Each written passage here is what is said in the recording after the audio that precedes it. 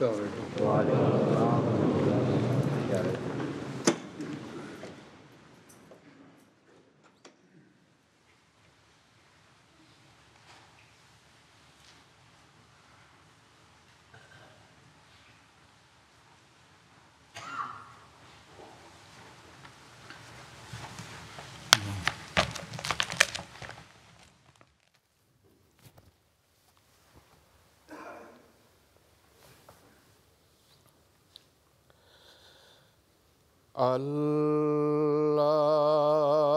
اللہ اکبر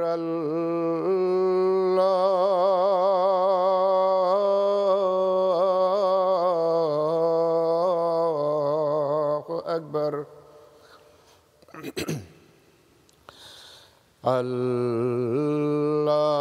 اللہ اکبر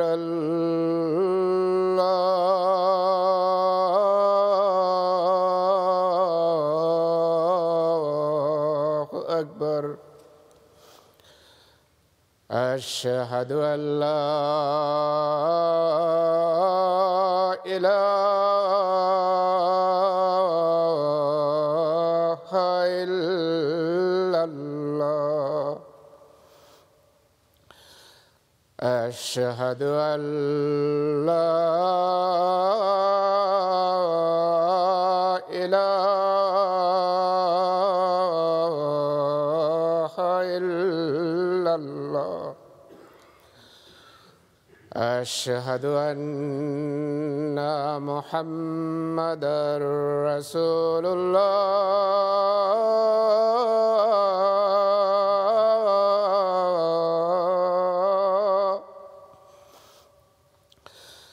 اشہد ان محمدا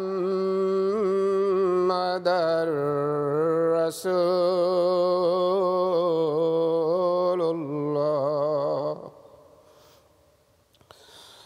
حی علی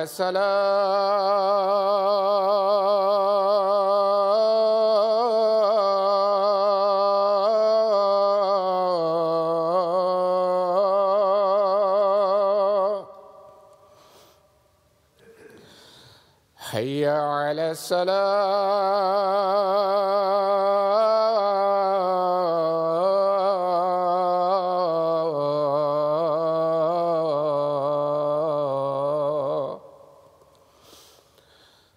حی علی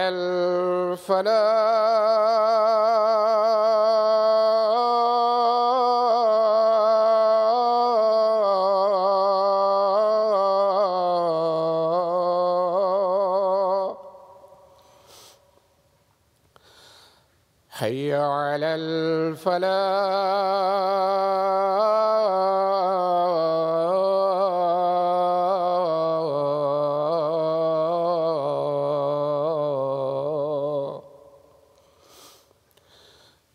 اللہ اکبر اللہ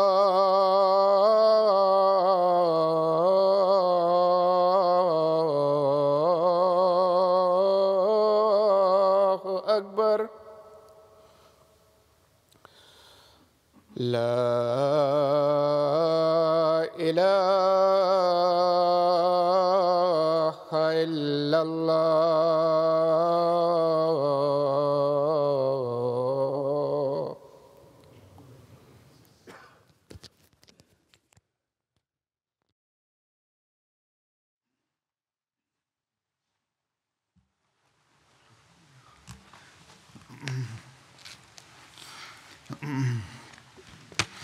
السلام علیکم ورحمۃ اللہ۔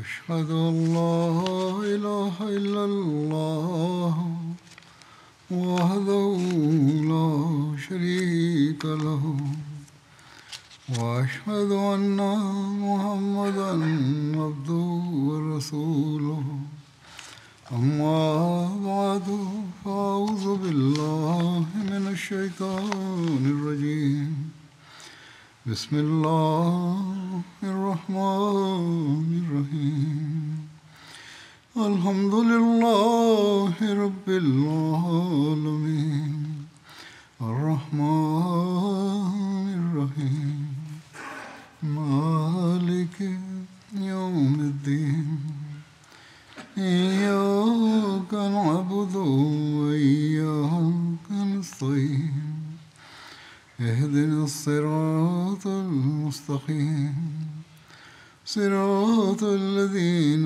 أنعمت عليهم غير المغضوب عليهم ولا الضالين.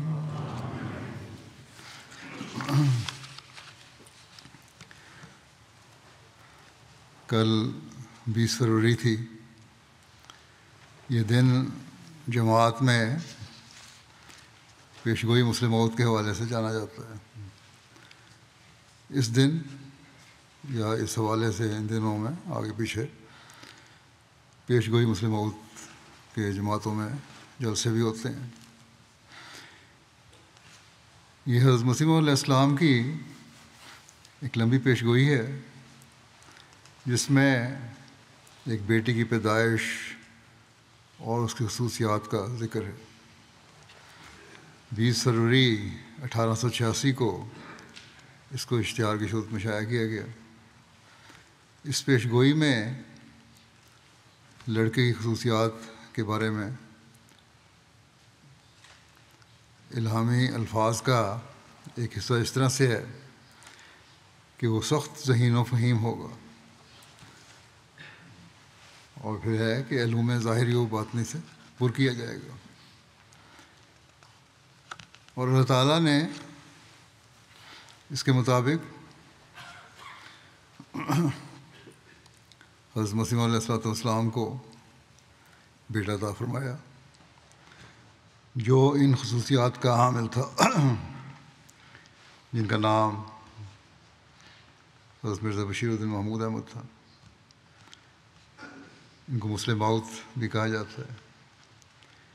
جو بچے بھی جماعت کی تاریخ سے واقفیت رکھتے ہیں، بڑے تو رکھتے ہی ہیں، اس سے بخوبی آگاہ ہیں. اس پیشگوئی سے اطفال میں، خدام میں، ہر جگہ جلسے ہوتے ہیں. جیسا کہ پیشگوئی کے الفاظ ہیں کہ وہ لڑکا علوم ظاہری و باطنی سے پر کیا جائے گا. خدا تعالیٰ نے خود ان کی ذہانت کو جلا بخشی اور علوم سے پر کیا. دنیاوی لحاظ سے تو آپ کی تعلیم شاید پرائمری تھی، بلکہ یہ بھی نہیں تھی. ہاں اسکول جاتے رہے، لیکن امتحانوں میں آپ نے حضرت مسلم موعود نے خود لکھا ہے، بتایا ہے کہ کبھی پاس نہیں ہوتے تھے. مضمونوں میں بہت کمزور تھے دنیاوی. لیکن اللہ تعالیٰ نے آپ سے علمی اور دینی اور انتظامی کام ایسے ایسے کروائے ہیں کہ بڑے بڑے پڑھے لکھے بھی آپ کے سامنے طفل مکتب لگتے ہیں، بالکل بچے لگتے ہیں. اور آپ کا 52 سالہ دور خلافت اس کا منہ بولتا ثبوت ہے. آپ نے دنیا کے مختلف موضوعات پر بے شمار تقاریر کی، مضامین لکھے. دینی اور قرآنی علوم کی تو کوئی انتہائی نہیں ہے. آپ نے دنیاوی موضوعات پر بھی ملکی سیاست، بین الاقوامی سیاست کے بارے میں تقاریر کی، مضمون لکھے. تاریخی حوالے سے غیر معمولی معیار کے مضامین لکھے اور تقاریر کی. اقتصادی امور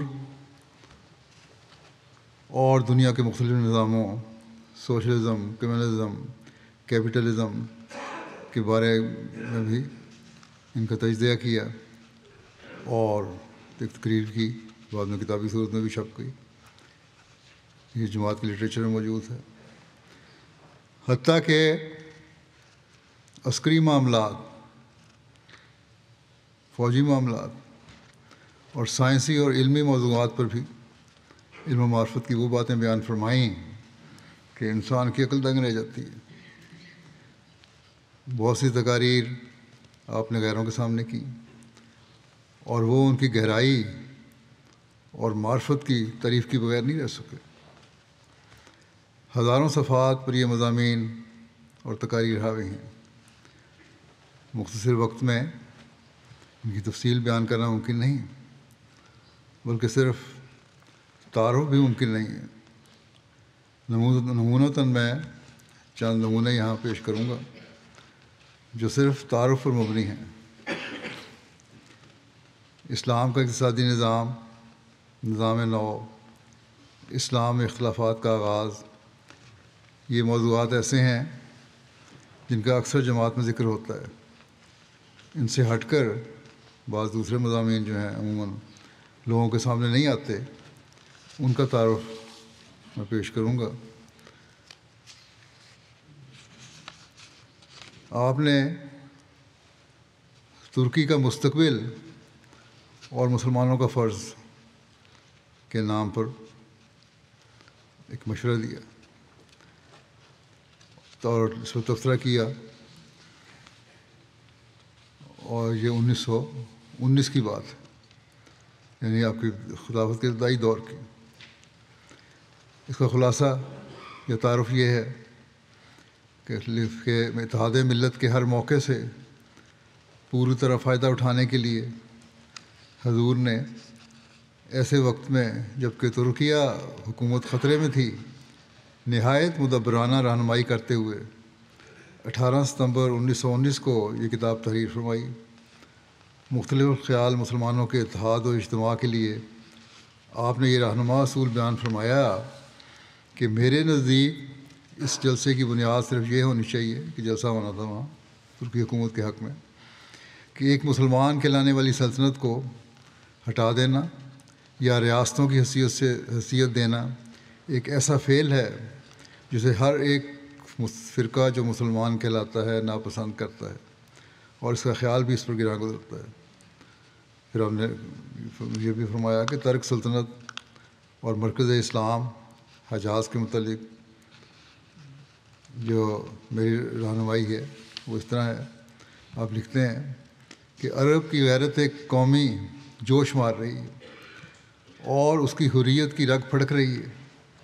1300 سال کے بعد اب وہ پھر اپنی چار دیواری کا آپ حاکم بنا ہے، اور اپنے حسن انتظام اور عدل و انصاف سے اس نے اپنے حق کو ثابت کر دیا۔ اس کے متعلق کوئی نئی تجویز نہ کامیاب ہو سکتی ہے، نہ کوئی معقول انسان اس کو قبول کر سکتا ہے۔ ترکیہ کی بہتری کے لیے آپ نے یہ مشورہ بھی دیا کہ صرف جلسوں اور لیکچروں سے کام نہیں چل سکتا، نہ روپیہ جمع کر کے اشتہاروں اور ٹریکٹوں کے شائع کرنے سے، بلکہ ایک باقاعدہ جد و جہد سے جو دنیا کے تمام ممالک میں اس امر کے انجام دینے کے لیے کی جاوے۔ یہ زمانہ علمی زمانہ ہے، آپ فرماتے ہیں یہ زمانہ علمی زمانہ ہے، اور لوگ ہر ایک بات کے لیے دلیل طلب کرتے ہیں۔ بس اس مشکل کام کو پورا کرنے کے لیے باقاعدہ انتظام ہونا چاہیے، بے فائدہ کام دانا کا کام نہیں۔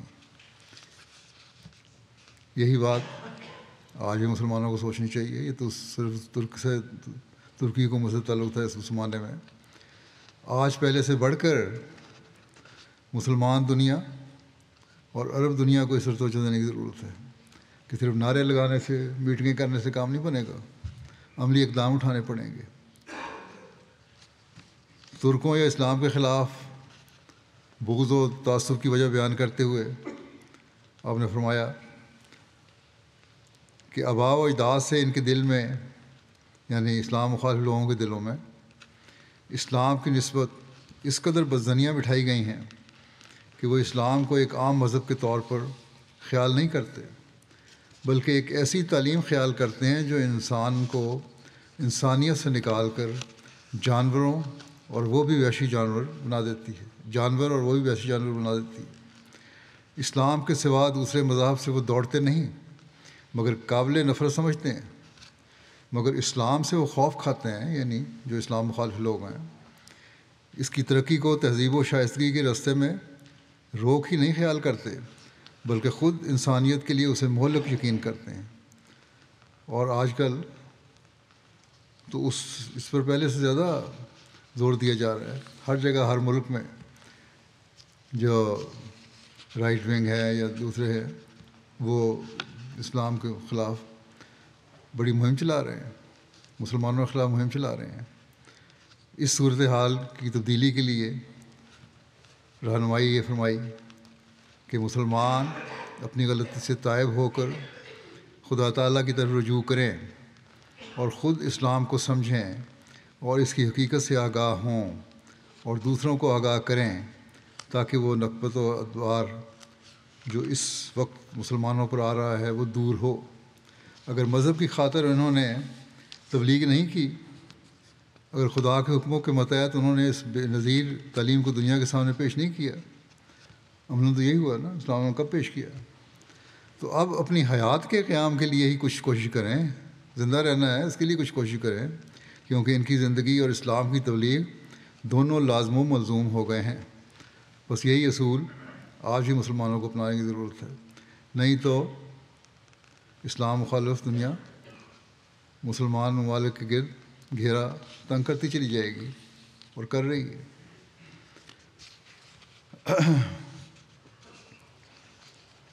پھر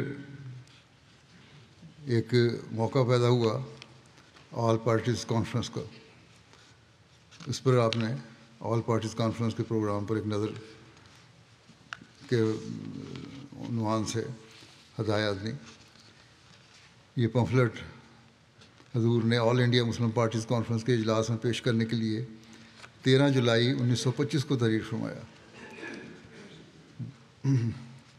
منتظمین کانفرنس کی خواہش تھی کہ امام جماعت احمدیہ بنفس نفیس اس میں شریک ہو کر اپنے خیالات کا اظہار فرمائیں۔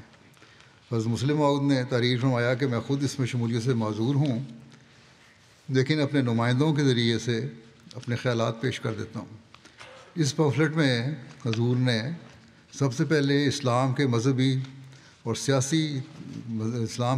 سیاسی تعریف بیان فرمائی اور فرمایا کہ اسلام کی ایک تو مذہبی تعریف ہے جس کا ہر شخص کو اختیار ہے کہ وہ جو چاہے اس کی تعریف کرے، دوسری اسلام کی سیاسی تعریف ہے۔ سیاسی طور پر کون لوگ مسلمان ہیں، اس کا جواب صرف ہندو، عیسائی اور سکھ ہی دے سکتے ہیں جن سے مسلمانوں کا سیاسی واسطہ پڑتا ہے، کیونکہ اگر ایک جماعت کے پیرو جو خود کو مسلمان کہتے ہیں اور سمجھتے ہیں ان کو دوسرے فرقے کے لوگ خواہ غیر مسلم ہی سمجھیں، لیکن سیاست میں ہندو اور سکھ جب اس سے معاملہ کریں گے تو اس سے ایک ہی معاملہ کریں گے، اور جو کارروائی وہ ایک قوم کے خلاف کریں گے وہی دوسری قوم کے خلاف بھی کریں گے۔ ہر فرقے کو انہوں نے مسلمان سمجھ کے کرنا ہے، بس سیاستاً ان کے مفاد ایک ہیں، اور مسلمانوں نے اس نقطے کو نہ سمجھا تو دوسرے ایک ایک کر کے ان کو کھا جائیں گے، اور ان کو ایک وقت ہوش آئے اور ان کو اس وقت ہوش آئے گی جب ہوش آنے کا کچھ بھی وقت فائدہ نہیں ہوگا۔ اس لیے حضور نے تمام مسلمان فرقوں کے سامنے یہ ذریعہ اصول پیش کیا کہ سیاسی معاملات میں مسلمان مکمل اتحاد اور یکجہتی کا مظاہرہ کریں، کیونکہ سیاسی لحاظ سے اگر آپ کسی قوم کو الگ کر دیں گے تو یہ کیسے ممکن ہے کہ وہ دوسری قوموں کی طرف رجوع نہ کرے۔ اس کے بعد اسلام کی ترقی اور تجویز اور اس کے سیاسی استحکام کے لیے بعض تجاویز دیں اور فرمایا کہ اسلام کے استحکام کے لیے ضروری ہے کہ تمام ملک ہند میں اسلام کی ترویج کے لیے تبلیغی نظام مقرر کیا جائے اور تبلیغی انجمنوں کے باہم اتحاد کی کوئی راہ نکالی جائے، کیونکہ اسلام کی زندگی تبلیغ پر ہی موقوف ہے اور اس کے لیے مکمل نظام وضع کرنے کی ضرورت ہے، اور اب تو یہ دائرہ عمل ساری دنیا ہو چکی ہے۔ نیز مسلمانوں کی صنعتی اور تعلیمی میدان میں ترقی کے لیے باقاعدہ سیغہ جات قائم کیے جائیں، ہر سیغے کا ایک مطمع نظر ہو اور سال کے آخر پر بتایا جائے کہ مطمع نظر کو کس حد تک پورا کیا گیا ہے۔ اب تو یہ بڑی بڑی حکومتوں کا کام ہے نا اسلام کی۔ نیز اس وقت فوری طور پر ایک ایسی کمیٹی کا قیام بھی ضروری ہے جو اس امر کا جائزہ لے کہ مسلمانوں کو دوسری قوموں کے اثر سے کس طرح آزاد کروایا جا سکتا ہے اور کون کون سے شعبہ ہے زندگی ایسے ہیں جن میں ماہر مسلمانوں کی تعداد بہت کم ہے، پھر وہ کمیٹی اس کمی کو پورا کرنے کے لیے کوشش کرے۔ اسی طرح مسلم عہد نے مسلم بینک کے قیام کی ضرورت پر بھی زور دیا اور فرمایا کہ اگر بلا سود کی صورت نکل سکے، جو کہ نکل سکتی ہے، تو ہماری جماعت بھی اس میں شامل ہونے کے لیے تیار ہے، اور آپ نے بیت المال اور مسلم چیمبر آف کامرس کے قیام کی بھی تجویز دی۔ نیز فوجداری مقدمات کے علاوہ مسلمانوں کے دیگر تنازعات کو عدالتوں میں لے جانے کے بجائے باہم مل کر تصفیہ کے لیے بھی پنچایتی نظام وضع کرنے کی ضرورت پر زور دیا۔ آپ نے فرمایا جہاں غیر مسلم حکومتیں ہیں، آپ نے فرمایا کہ قیام امن کے لیے یہ ضروری ہے کہ ایک دوسرے کے مذہبی معاملات میں دخل نہ دیا جائے، وسعت حوصلہ کے ساتھ دوسروں کو ان کے عقیدہ کے مطابق کام کرنے دیں اور خود اپنے عقیدے کے مطابق کام کریں۔ حضور نے تجارت اور صنعت و حرفت کے متعلق فرمایا کہ تجارت ایسا شعبہ ہے جس سے مسلمانوں نے سب سے زیادہ تغافل برتا ہے، اور تجارتی لحاظ سے وہ ہندوؤں کے غلام بن کر رہ گئے ہیں۔ اس زمانے میں تھے، اب تو ہم نظر آ رہا ہے ہمیں کہ ہم دنیا کے بڑے بڑے جو امیر تک لوگ ہیں جو تجارت میں ہیں، مختلف مذاہب کے لوگ ہیں، چاہے وہ یہودی ہیں یا عیسائی ہیں یا کوئی اور ہیں، ان کے غلام بنے ہوئے ہیں۔ اس وقت یہی حالات تھے۔ آج کل اس معاملے میں دنیا کی حکومتوں اور تاجروں کے غلام ہم بن رہے ہیں، جیسا کہ میں نے کہا۔ بس اس طرح توجہ دینے کی ضرورت ہے مسلمان حکومتوں کو۔ تجارت اور صنعت و حرفت میں بھی مسلمانوں کی ترقی کے لیے خاص توجہ دینے کی ضرورت ہے۔ آخر پر حضرت مسلم عہد نے مسلمانوں کے باہمی تنازعات کو ختم کر کے باہمی اتحاد اور یگانگت کی اہمیت کی طرف توجہ دلائی اور فرمایا کہ پھر ایک دفعہ اس امر کی طرف توجہ دلاتے ہوئے میں اپنے مضمون کو ختم کرتا ہوں کہ سب محنت رائے گاں اور سب تدبیریں ابس جائیں گی اگر اس امر کو اچھی طرح نہ سمجھ لیا گیا کہ ہم باوجود ایک دوسرے کو کافر کہنے کے اغیار کی نظر میں مسلمان ہیں اور ایک کا نقصان دوسرے کا نقصان ہے۔ بس سیاسی میدان میں ہمیں مذہبی فتووں کو نظر انداز کر دینا چاہیے کیونکہ وہ ان کے دائرۂ عمل سے خارج ہیں۔ اسلام ہرگز یہ نہیں کہتا کہ تم اپنی سیاسی ضروریات کے لیے ان لوگوں سے مل کر کام نہیں کر سکتے جن کو تم مسلمان نہیں سمجھتے۔ اگر رسول کریم صلی اللہ علیہ وسلم مشرکوں کے مقابلے میں یہود سے سمجھوتا کر سکتے ہیں تو کوئی وجہ نہیں کہ مسلمان کہلانے والے فرقے اسلام کی سیاسی برتری بلکہ کہو کہ سیاسی حفاظت کے لیے اس میں مل کر کام نہ کر سکیں۔ اگر ہم اس موقع پر اتحاد نہ کر سکیں گے تو یقیناً اس سے یہ ثابت ہوگا کہ ہمارا اختلاف اسلام کے لیے نہیں بلکہ اپنی ذات کے لیے ہے، اپنے نفسوں کے لیے ہے۔ اللہ تعالیٰ ہمیں اس بدبختی سے محفوظ رکھے۔ پاکستان اور بعض مسلمان ممالک میں عمومی طور پر تو یہی صورتحال ہے، خاص طور پر احمدیوں کے لیے یہ سوچ کہ یہ کافر ہیں۔ ویسے تو ہر فرقہ دوسرے فرقے کو بھی کافر کہتا ہے،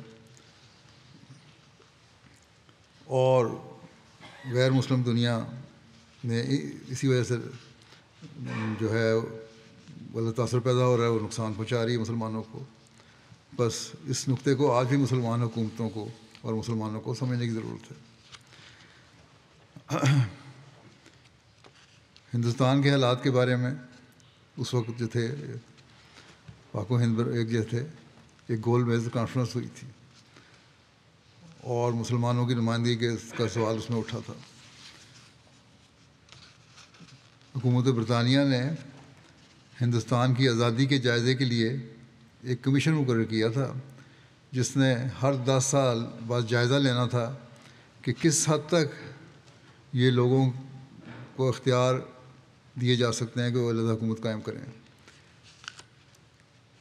اس کے پہلے صدر ایک انگریز بیرسٹر تھے، اس کمیشن کے صدر، جن کا نام سر جان سائمن تھا۔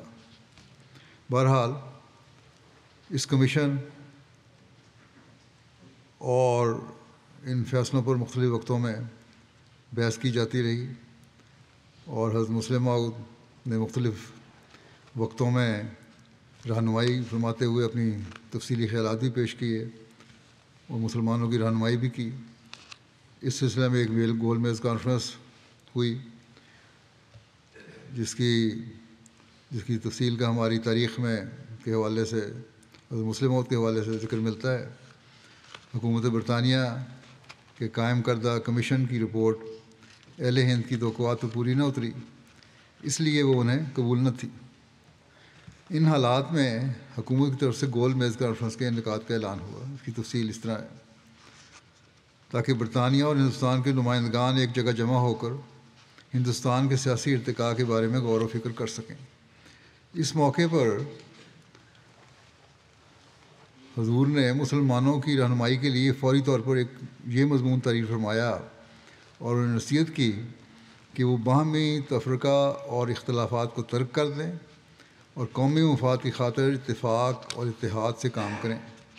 صرف اس طریق پر وہ مخالف قوم کا مقابلہ کرتے ہوئے اپنے حقوق حاصل کرنے میں کامیاب ہو سکیں گے۔ انہیں کوشش کرنی چاہیے کہ کانفرنس میں ایسے نمائندے جائیں جو قوم کی نمائندگی کا حق ادا کر سکیں۔ حضور نے اس موقع پر گورنمنٹ کو بھی مشورہ دیا کہ وہ سیاسی جماعتوں کے مشورے سے نمائندوں کا انتخاب کرے تاکہ کانفرنس کے فیصلوں کو لوگ خوش دلی سے قبول کر لیں۔ مسلمانوں کے حقوق کی حفاظت کے سلسلے میں حضور نے فرمایا، میرے نزدیک آل مسلم پارٹیز کانفرنس کے لیے کام کا وقت ابھی آیا ہے۔ خالی اس امر کو شائع کر دینا کہ مسلمانوں کے یہ مطالبات ہیں کافی نہیں ہے۔ اگر ایسے لوگ راؤنڈ ٹیبل کانفرنس میں گئے جنہوں نے ان مطالبات کو پس پش ڈال دیا تو آل پارٹیز کانفرنس کے فیصلے کی قیمت کچھ بھی باقی نہیں رہتی۔ بس یہی وقت ہے کہ وہ ایک طرف گورنمنٹ کو غلط انتخاب کے بد نتائج سے آگاہ کرے اور دوسری طرف پبلک کو اس کے خطرات سے واقف کرے، اور اس وقت تک آرام نہ لے جب تک مسلمانوں کی نمائندگی کا فیصلہ مسلمانوں کے منتخب نمائندوں اور ان کے اہم سیاسی انجمنوں کے ذریعے نہ ہو۔ اور یہ مشورے بہت سے حلقوں میں بڑی سنجیدگی سے لیے گئے اس زمانے کے جو حالات تھے اس کے مطابق۔ پھر ہندوستان کے اس وقت کے جو سیاسی حالات تھے ان کے حل کے بارے میں آپ نے مضمون لکھا۔ اس ضمن میں آپ نے مضمون میں اس وقت کے جو حالات تھے ان کا حل پیش کیا۔ سائمن کمیشن کی رپورٹ چھپنے کچھ دیر بعد اس کا بھی ذکر ہوا ہے۔ رپورٹ حکومت برطانیہ نے لندن میں گول میز کانفرنس منعقد کرنے کا ارادہ ظاہر کیا، جیسا کہ ذکر ہوا ہے، تاکہ ہندوستان کے سیاسی ارتقاء کے مختلف پہلوؤں پر غور کر کے آئندہ کے لیے لائحہ عمل تجویز کیا جائے۔ چونکہ سائمن کمیشن نے مسلمانوں کے حقوق کو پوری طرح مد نظر نہیں رکھا تھا، اس لیے حضور کو تشویش تھی اور آپ چاہتے تھے کہ آئندہ مسلمانوں کے حقوق کو نظر انداز نہ کیا جائے۔ اس لیے حضور نے مناسب سمجھا کہ اس موقع پر سائمن کمیشن رپورٹ پر تبصرہ کر کے اس کے نقائص واضح کیے جائیں اور ہندوستان کے مسائل کا ایسا حل پیش کیا جائے کہ آئندہ زمانے میں سب قومیں صلح اور آشتی سے باامن زندگی گزار سکیں۔ چنانچہ آپ فرماتے ہیں، میں سمجھتا ہوں کہ گو ایک مذہبی آدمی ہونے کے لحاظ سے مجھے سیاست ملکی سے اس قدر تعلق نہیں ہے جیسا کہ ان لوگوں کی جو رات دن انہی کاموں میں پڑے رہتے ہیں، جیسا کہ ان لوگوں کا ہے جو رات دن انہی کاموں میں پڑے رہتے ہیں۔ لیکن اس قدر میری ذمہ داری صلح اور آشتی پیدا کرنے کے متعلق زیادہ، اور نیز میں خیال کرتا ہوں کہ شورش کی دنیا سے زیادہ ہونے کی وجہ سے میں شاید کئی امور کی طے کو زیادہ آسانی سے پہنچ سکتا ہوں بنسبت ان لوگوں کے کہ جو اس جنگ میں ایک یا دوسری طرف سے شامل ہیں۔ بس اس وقت جب کہ راؤنڈ ٹیبل کانفرنس کے اعلان کی وجہ سے لوگوں کی توجہات مسئلہ ہندوستان کے حل کرنے میں لگی ہوئی ہیں، بہت بڑا ایشو تھا اس زمانے میں یہ، میں یہی مناسب سمجھتا ہوں کہ اپنے خیالات دونوں ملکوں کے غیر متعصب لوگوں کے سامنے رکھ دوں۔ حضور نے اپنے تبصرہ میں مسلمانوں کے حقوق اور مطالبات پر سیر حاصل بحث کی اور اس کی معقولیت کو اجاگر کیا۔ اس کے ساتھ ہی آپ نے ہندوستان کے سیاسی مسائل کا نہایت معقول اور تسلی بخش حل پیش کیا۔ اس کے جامع و معنی تبصرہ کا انگریزی ایڈیشن میں شائع کرنے کے لیے فوراً پہنچا دیا گیا تاکہ گول میز کانفرنس میں شامل ہونے والے اسے پڑھ کر فائدہ اٹھا سکیں۔ مسلمان نمائندوں کو خاص طور پر اس سے فائدہ پہنچا، چنانچہ انہوں نے پہلی بار متفقہ طور پر کامیابی سے اپنے مطالبات کانفرنس میں پیش کیے، فائدہ ہوا اس زمانے میں۔ جس کا انگلستان کے صاحب الرائے لوگوں پر گہرا اثر ہوا، اور وہ ہندوستان میں مسلمانوں کی خصوصی حیثیت کے قائل ہو کر ان کے مطالبات کی معقولیت اور افادیت کو تسلیم کرنے پر مجبور ہو گئے۔ حضور کی یہ کتاب ہندوستان اور انگلستان دونوں جگہ بہت مقبول ہوئی اور اسے بڑی دلچسپی اور توجہ سے پڑھا گیا، اور کئی مدبر سیاستدانوں اور صحافیوں نے شاندار الفاظ میں حضور کو خراج تحسین پیش کیا۔ تاریخ احمدیت میں کئی واقعات درج ہیں۔ یہ تبصرہ جیسا کہ میں نے کہا دونوں حلقوں میں بڑا مقبول ہوا، بڑی توجہ سے پڑھا گیا، اور اس کی چند نمونے پیش کرتا ہوں۔ لارڈ میسٹن سابق گورنر یو پی کہتے ہیں، میں آپ کا ممنون ہوں کہ آپ نے مجھے امام جماعت احمدیہ کے نہایت دلچسپ تصنیف ارسال فرمائی ہے۔ میں نے بھیجنے والے کو لکھ رہے ہیں، میں نے قبل ازیں بھی ان کی چند تصنیفات دلچسپی سے پڑھی ہیں۔ مجھے امید ہے کہ اس کتاب کا پڑھنا میرے لیے خوشی اور فائدہ کا موجب ہوگا۔ لیفٹیننٹ کمانڈر کین وردی ممبر پارلیمنٹ کہتے ہیں، کتاب ہندوستان کے سیاسی مسائل کا حل کے ارسال فرمانے پر آپ کو بہت ممنون ہوں، میں نے اسے بہت دلچسپی سے پڑھا ہے۔ سر میلکم ہیلے گورنر صوبہ یو پی اور سابق گورنر پنجاب لکھتے ہیں امام مسجد لنڈن کو کہ اس کتاب کے لیے جو آپ نے امام جماعت احمدیہ کی طرف سے میرے نام بھیجی ہے، میں آپ کو بہت ممنون ہوں۔ میں جماعت احمدیہ کے حالات سے خوب واقف ہوں اور اس روح کو خوب سمجھتا ہوں اور اسے اور قدر کی نگاہ سے دیکھتا ہوں جسے لے کر وہ ہندوستان کے اہم مسائل کے حل کے لیے کام کر رہی ہے۔ مجھے یقین ہے کہ یہ کتاب میرے لیے مفید ہوگی اور میں اسے نہایت دلچسپی کے ساتھ پڑھوں گا۔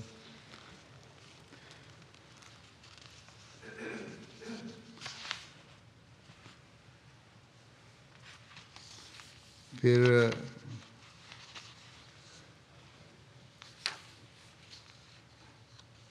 سر ہون او ملر کہتے ہیں کہ اس چھوٹی سی کتاب کے ارسال کے لیے، جس میں مسئلہ ہند کے حل کے لیے امام جماعت احمدیہ کی تجاویز مندرج ہیں، میں تہہ دل سے آپ کا شکریہ ادا کرتا ہوں۔ سائمن کمیشن کی تجاویز پر یہی ایک مفصل تنقید ہے جو میری نظر سے گزری ہے۔ میں ان تفصیلات کے متعلق کچھ عرض نہ کروں گا جن کے متعلق اختلاف رائے ایک لازمی امر ہے، لیکن میں اس اخلاص، معقولیت اور وضاحت کی داد دیتا ہوں جس سے کہ ہز ہولینس امام جماعت احمدیہ نے اپنی جماعت کے خیالات کا اظہار کیا ہے، اور میں ہز ہولینس حضرت مسلم مرزا بشیر الدین کی بلند خیالی سے بہت متاثر ہوا ہوں۔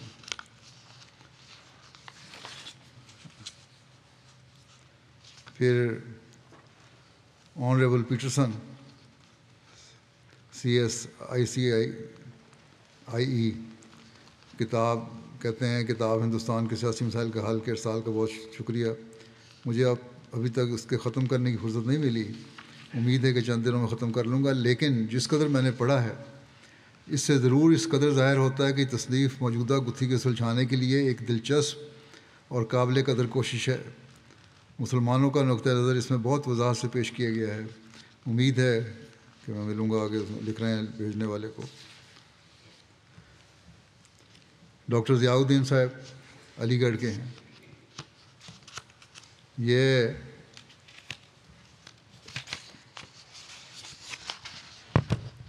کہتے ہیں کہ میں نے جناب کی کتاب نہایت دلچسپی سے پڑھی۔ میں آپ سے درخواست کرتا ہوں کہ اس کی یورپ میں بہت اشاعت فرمائیں۔ ہر ایک ممبر پارلیمنٹ کو ایک ایک نقل ضرور بھیج دی جائے، اور انگلستان کے ہر مدیر اخبار کو بھی ایک ایک نسخہ ارسال کیا جائے۔ اس کتاب کی ہندوستان کی نسبت انگلستان میں زیادہ اشاعت کی ضرورت ہے۔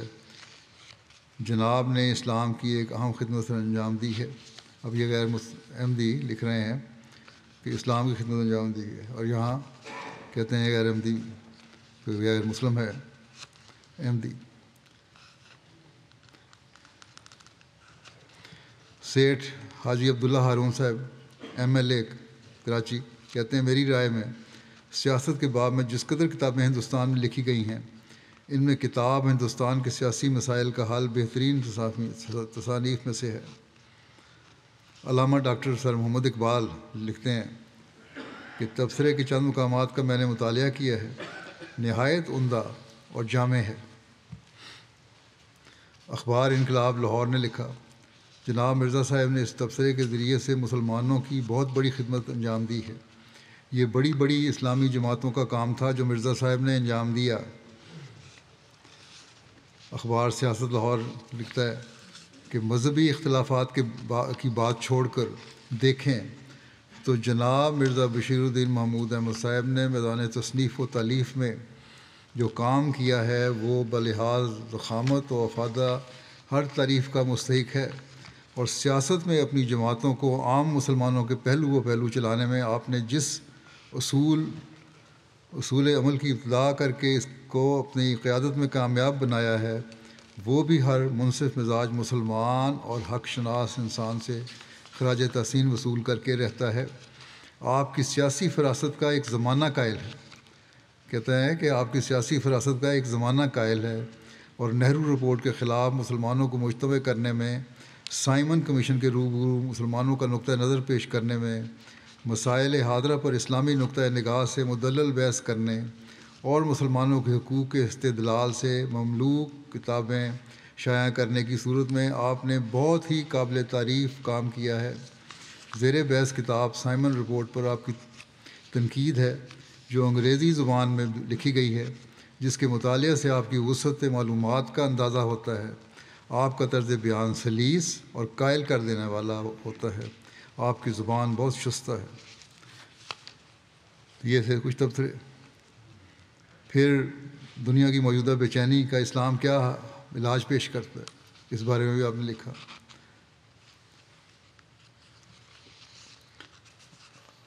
عالمگیر امن کے بارے میں تقریریں ہوئی تھیں، خلاصتاً بیان کر دوں کہ حضرت مسلم موعود نے عالمگیر امن کو مد نظر رکھتے ہوئے یہ پرمعارف تقریر 9 اکتوبر 1946 کو بوقت شام 5:30 بجے 8 پارک روڈ دہلی کی وسیع صحن میں ارشاد فرمائی۔ اس تقریر کو سننے کے لیے کئی سو غیر احمدی اور غیر مسلم معززین تشریف لائے۔ انہوں نے نہایت توجہ اور سکون کے ساتھ حضور کی تقریر کو سنا۔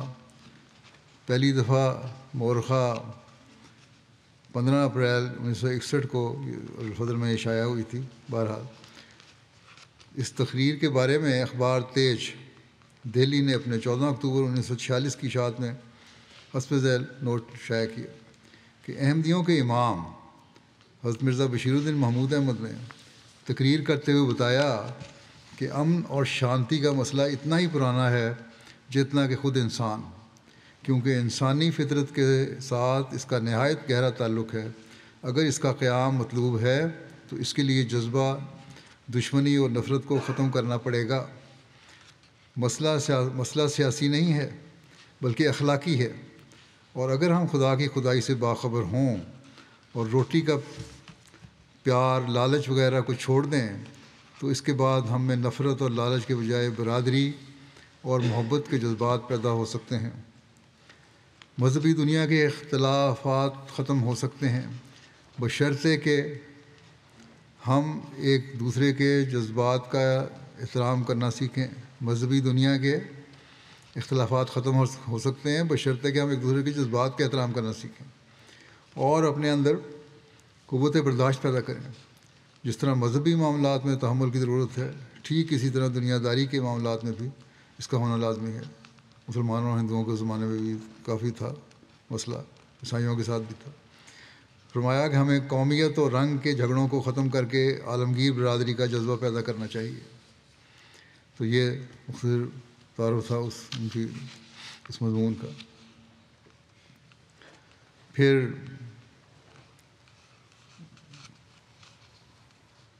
ایک مضمون آپ نے لکھا اس کے اعتراض پر کہ ہمارا فرض ہے کہ مظلوم قوم کی مدد کریں چاہے وہ ہمیں ماریں یا دکھ دیں۔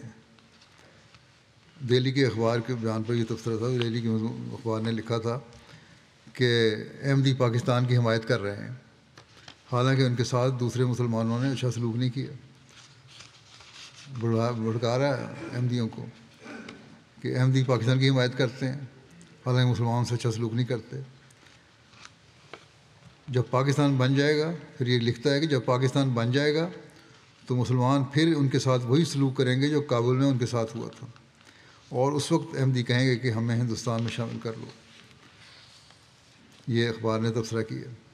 حضرت مسلم موعود نے 16 مئی 1947 کو نماز مغرب کے بعد اس کو تبصرہ کرتے ہوئے فرمایا، ہمارا فرض ہے کہ ہم مظلوم قوم کی مدد کریں، چاہے وہ ہمیں ماریں یا دکھ پہنچائیں۔ نیز آپ نے فرمایا کہ ہمارا دشمن اگر ہمارے ساتھ ظلم اور بے انصافی بھی کرے تو ہم انصاف سے کام لیں گے۔ حضور کے اس خطاب کو اس قادیان میں بھی شائع کیا گیا کتابی صورت میں۔ آج کل بھی بعض لوگ یہ سوال اٹھاتے ہیں کہ حضرت مسلم موعود نے کیوں پاکستان میں شامل ہونے کی حمایت کی تھی، تو یہ خطاب اس کا جواب ہے۔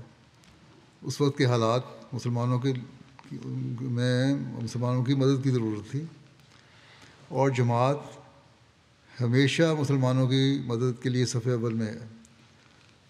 حضرت مسلم موعود نے یہ انکار نہیں کیا کہ جماعت سے یہ ظلم نہیں ہوگا، اور فرمایا کہ جو بھی ہو اس وقت مسلمانوں کو مدد کی ضرورت ہے، اور احمدیوں کو ہم ساتھ دینا چاہیے کیونکہ ہم نے مسلمانوں کا ساتھ دینا ہے۔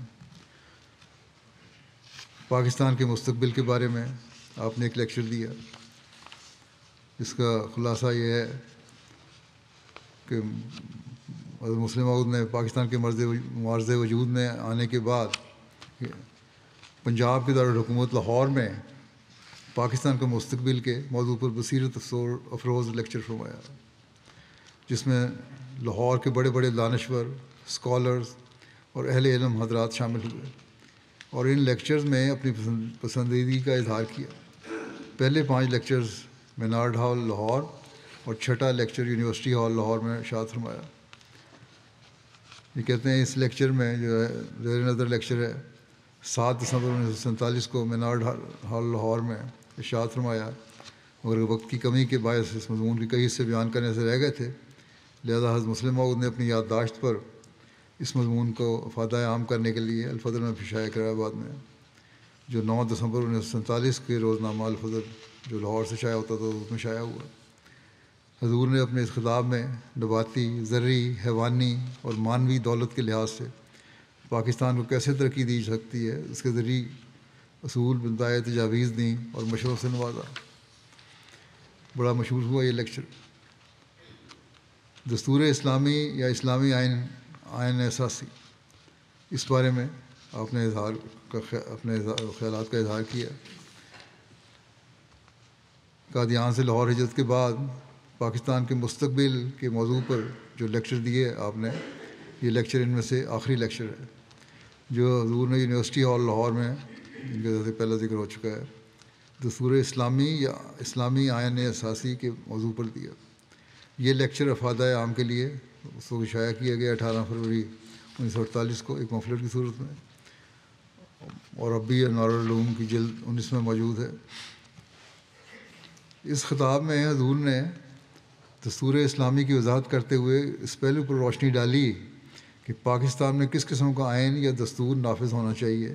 چنانچہ آپ فرماتے ہیں، بس اگر پاکستان کی کانسٹیٹیوشن میں مسلمان جن کی بھاری اکثریت ہوگی یہ قانون پاس کر دیں کہ پاکستان کے علاقے میں مسلمانوں کے لیے قرآن اور سنت کے مطابق قانون بنائے جائیں گے، اس کے خلاف قانون بنانا جائز نہیں ہوگا، تو گو اساس حکومت کلی طور پر اسلامی نہیں ہوگا، کیونکہ وہ ہو نہیں سکتا، مگر حکومت کا طریق عمل اسلامی ہو جائے گا، اور مسلمانوں کے متعلق اس کا قانون بھی اسلامی ہو جائے گا، اور اسی کا تقاضا اسلام کرتا ہے۔ اسلام ہرگز یہ نہیں کہتا کہ ہندو اور عیسائی اور یہودی سے بھی اسلام پر عمل کرایا جائے، بلکہ وہ بالکل اس کے خلاف ہے۔ وہ تو آزادی دیتا ہے ہر مذہب کو، ہر فکر کو۔ آج یہ لوگ کہتے ہیں کہ اسلامی ملک میں اسلامی آئین اور قانون ہے، لیکن عملاً اس کا ابتدا اور مشورہ تو مسلم موعود نے دیا تھا، اور اسلام کے نام پر ہی ہم پہ ظلم کیا جا رہا ہے، جبکہ آپ نے اسلامی تعلیم کے مطابق عمل درآمد اور آئین بنانے کی طرف توجہ دلائی تھی۔ جیسا کہ میں نے بتایا، اگر احمدی اتنے ہی اسلام کے خلاف ہیں جیسا کہ آج کل کا مولانا کہتا ہے، تو پھر اس مشورے اور توجہ کی آپ کو کیا ضرورت تھی؟ بہرحال آج کل تو ملک کو نام نہاد ملا یرغمال بنانے کی کوشش کر رہا ہے. اللہ تعالیٰ ملک میں کوئی رجل رشید پیدا کرے جو ان کے غلط منصوبوں سے ملک کو نجات دے اور ملک ترقی کی راہ پر گامزن ہو. پھر ایک مضمون ہے کہ پاکستان ایک اینٹ ہے اس اسلامی عمارت کی جسے ہم نے دنیا میں قائم کرنا ہے. ایک لیکچر تھا آپ نے ٹاؤن ہال کوئٹہ میں دیا. مسلم عہد نے پاکستان بننے کے مان بعد پاکستان کا مستقبل کے موضوع پر لاہور میں 6 لیکچر دیے تھے جیسا ذکر ہوا ہے. اس کے کچھ عرصے بعد حضور مغربی پاکستان کے دوسرے متعدد مرکزی شہروں میں تشریف لے گئے اور پاکستان کے ہزاروں باشندوں کو استحکام پاکستان کے موضوع پر اپنے بصیرت افروز خیالات اور تعمیری افکار سے روشناس کرایا. جون 1948 میں حضور کوئٹہ تشریف لے گئے اور کوئٹہ میں نہایت معلومات افزا اور روح پرور پبلک لیکچر فرمائے جن میں پاکستان کو پیش آمدہ اہم ملکی مسائل میں اہل پاکستان کی رہنمائی کرتے ہوئے نہایت شرح و بسط سے بڑی تفصیل سے انہیں اپنی قولی اور ملی ذمہ داریوں کی بجاوری کی طرف توجہ دلائی اور اپنے پرجوش اور محبت بھرے الفاظ میں بے پناہ قوت ایمانی اور ناقابل تسخیر عزم و ولولہ سے لاکھوں پجمردہ اور غمزدہ دلوں میں زندگی اور بشارت کی ایک زبردست روح پھونک دی. یہ خطاب حضرت مسلم عہد نے 4 جولائی 1948 کو ٹاؤن ہال کوئٹہ میں پاکستان اور اس کے مستقبل کے موضوع پر ارشاد فرمایا تھا. اس کو الفضل میں شائع ہوا 1952 میں یہ مارچ میں اور اس کا بڑا لوگوں کا اثر ہوا. پاکستان کی ترقی اور اس کے استحکام کے سلسلے میں زرعی نسائے 11 نومبر 1949 کو جماعت احمدیہ سرگودا نے کمپنی باغ میں ایک پبلک جلسہ منعقد کیا. اس زمانے میں تو جلسے کر سکتے تھے, اب تو ہم اپنے جلسے بھی تربیت ہی نہیں کر سکتے.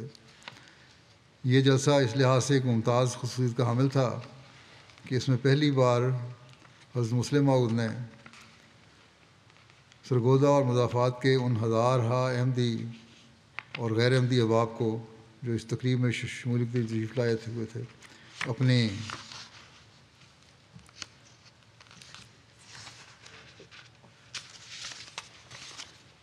قیمتی نصائح اور ہدایات سے مستفید فرمایا اور انہیں اسلامی احکام پر عمل پیرا ہونے اور پاکستان کو مضبوط سے مضبوط تر بنانے کی طرف توجہ نہایت دل آویز پیرایا میں توجہ دلائی. حضور کی تقریر اول سے آخر تک انتہائی دلچسپی, پورے انہمار اور توجہ کے ساتھ سنی گئی.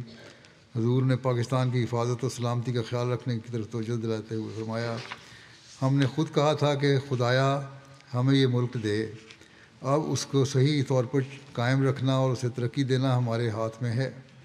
اگر ہم اپنے فرائض کو نہیں سمجھیں گے تو ہم شرمندہ ہوں گے, اس جہان میں بھی اور اگلے جہان میں بھی. اللہ تعالیٰ ہمیں کہے گا کہ میں نے تمہیں یہ ملک دیا تمہارے مطالبے پر, مگر تم نے اسے ضائع کر دیا. آج کل یہی لگے ہوئے ہیں مولانا ضائع کرنے پہ. پاکستان کی آمدن بڑھانے کے لیے آپ نے تمام طبقہ ہے زندگی کے لوگوں کو دیانتداری سے اپنے ٹیکس ادا کرنے اور پاکستان کی حفاظت کے لیے زیادہ سے زیادہ نوجوانوں کو فوج میں بھرتی ہونے کی تلقین فرمائی. ان دنوں اخباروں میں یہ چرچا تھا کہ گورنمنٹ پاکستان اسلام کی حکومت قائم کرنے کے لیے کچھ نہیں کرتی. ہم نے تو پاکستان اسلام کے لیے مانگا تھا. اس کے مطابق بصیرت افروز ارشادات فرمائے اور آخر پر ارشاد فرمایا کہ محض نعرے لگا لینا کسی قوم کی کامیابی کی علامت نہیں ہوتی. اگر اس وقت سارے لوگ نعرہ تکبیر بلند کرنے لگ جائیں گے, اگر اس وقت سارے لوگ یہ کہنے لگ جائیں گے کہ پاکستان زندہ باد, ہندوستان مرد آباد, تو اس سے ہندوستان کی ایک چوہیا بھی نہیں مرے گی. تیرے نعرے سے تو نہیں مرے گا کچھ بھی. لیکن اگر سب لوگ ان باتوں پر عمل کرنے لگ جائیں جن کا ابھی میں نے ذکر کیا ہے, جو تقریباً ذکر فرمایا تھا, تاجر ٹیکس دینے لگ جائیں, عوام الناس بغیر ٹکٹ کے ریل کا سفر نہ کریں, نوجوان بےہودہ باتوں میں اپنا وقت ضائع کرنے سے کے بجائے تعلیم میں ترقی کریں, اور جو مضبوط نوجوان ہیں وہ فوجوں میں بھرتی ہوں اور افسر رشوت خوری کی عادت کو ترک کر دیں اور تمام کام دیانتداری اور محنت کے ساتھ کریں, تو پاکستان عملی زندگی میں مضبوط ہوتا چلا جائے گا. لیکن آج کل تو اس پہلے سے بڑھ کر اس کے خلاف ہو رہا ہے. پھر آپ ایک دفعہ بھی پاکستان، پھر آپ فرماتے ہیں کہ پھر آپ ایک دفعہ بھی پاکستان زندہ باد نہ کہیں، نتیجہ یہی نکلے گا کہ پاکستان زندہ باد، چاہے نعرہ لگاؤ یا نہ لگاؤ، پاکستان بہرحال زندہ باد کا عملی ثبوت ملے گا۔ عسکری مضامین بھی بہت سارے ہیں، ایک نمونہ تو میں نے لیا ہے روس اور موجودہ جنگ کے حوالے سے۔ جنگ عظیم دوم میں روس کا پولینڈ میں داخل ہونا، اس کے اوپر تبصرہ ہے۔ جنگ عظیم دوم کے دوران جب روس پولینڈ میں داخل ہوا تو اس وقت حضرت مسلم موعود نے یہ مضمون تحریر فرمایا، 21 ستمبر 1939 کے روزنامہ الفضل میں شائع ہوا۔ حضور نے اس مضمون میں روس کے پولینڈ میں داخلے کی وجوہات اور مقاصد کا ذکر کرتے ہوئے تبصرہ فرمایا کہ روس پولینڈ کو تقسیم کرنا چاہتا ہے، اس کی نیت ٹھیک نہیں لگتی۔ اس نے جرمنی کے ساتھ گٹھ جوڑ کر لیا اور اپنی فوجیں پولینڈ بھیجنے پر اس لیے مصر ہے کہ جرمنی کے لیے پولینڈ پر قبضہ کے لیے سہولت پیدا کر دے اور بغیر خون ریزی کے پولینڈ کی حکومت ختم ہو جائے۔ اگر اس طرح کامیابی نہ ہو تو اس معاہدے کے ذریعے جرمنی پولینڈ پر حملہ کر دے، اگر دوسری اقوام دخل نہ دیں تو ٹھیک، ورنہ جرمنی پولینڈ کو کچل دے اور دونوں ممالک اس کو تقسیم کر لیں۔ نیز اس مضمون میں حضور نے اس جنگ کے بعد کے حالات پر روشنی ڈالی اور اپنی بصیرت افروز اور بصیرت اور فراست سے اتحادیوں کو مفید مشورے دیے، اور بڑے عمدہ مشورے تھے، تبھی بہرحال پولینڈ بچ گیا۔ بین الاقوامی حالات پر بھی آپ کی گہری نظر تھی، جیسا کہ میں نے کہا، اور سلسلہ میں آپ کے اور بھی مضامین ہیں۔ دینی لٹریچر، تفاسیر، تو جیسا کہ میں نے کہا کہ غیر معمولی تعداد میں ہے۔ خطبات جمعہ اور جماعتی جلسوں پر اور موقعوں پر تقاریر تو علم و عرفان کے خزانہ ہے۔ تفسیر کبیر پہلے 10 جلدوں میں تھی پرانی، اور اب اس میں مزید کچھ شامل کیا گیا ہے آپ کے نوٹس سے، تو 15 جلدوں میں نئی شامل ہوئی ہے، نئی چھپ چکی ہے، اور مضامین مزید تفصیل سے بیان ہوئے ہیں۔ پھر اور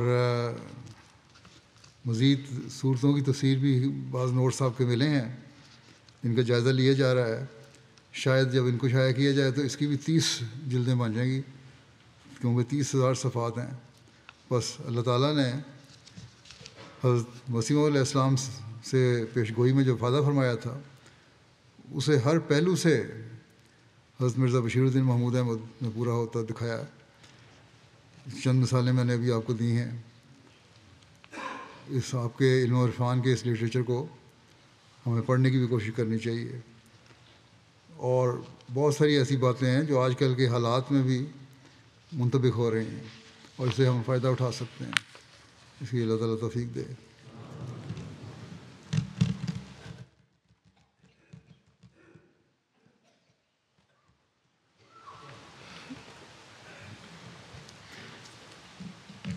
الحمد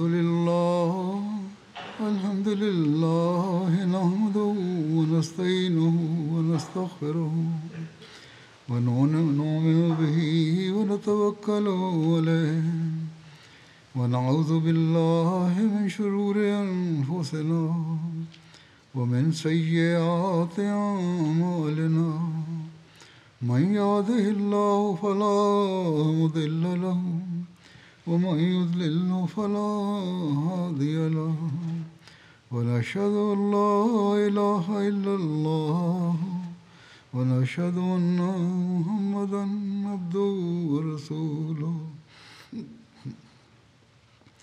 عباد الله رحمكم الله إن الله يأمر بالعدل والإحسان وإيتاء ذي القربى وينهى عن الفحشاء والمنكر والبغي يعظكم لعلكم تذكرون اذكروا الله يذكركم وادعوه يستجب لكم ولذكر الله أكبر